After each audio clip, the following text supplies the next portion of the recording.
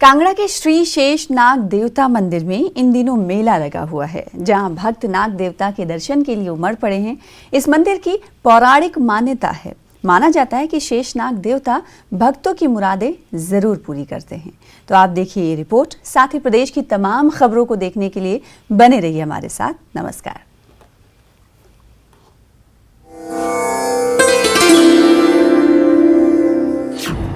श्री शेषनाग देवता के मंदिर में आस्था का मेला।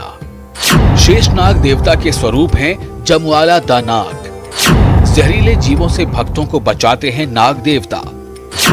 भक्तों को मिलता है नाग देवता का भरपूर आशीर्वाद।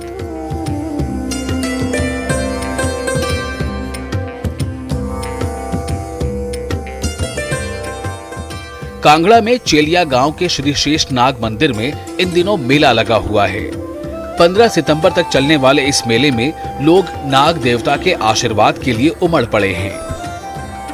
रविंदर जम्वाल, नागविंदर पुजारी, गांव नागविंदर चेलिया।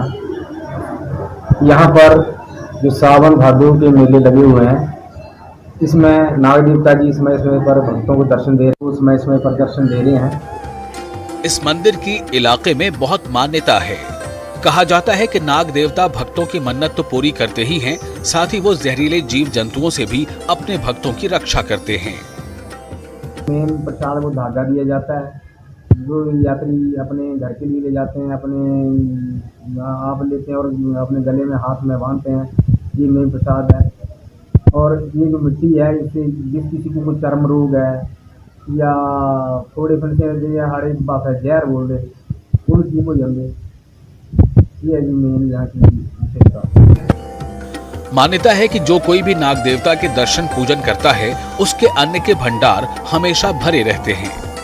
नमक आटा जो होता है, ये होता है नई फसल, जैसे मक्की की है, गेहूं की है।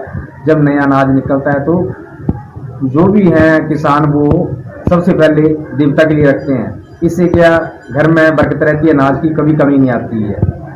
और जो आटा होता है इसका जो होता है कि जैसे रोट बनाना है, तो इसके लिए वो आटा लेकर आते हैं। रोट की जगह आटा ले आते हैं और जो चीनी, घी, शक्कर वगैरह वो लेकर आते हैं। इसका फायदा ये है कि इसमें आम धन की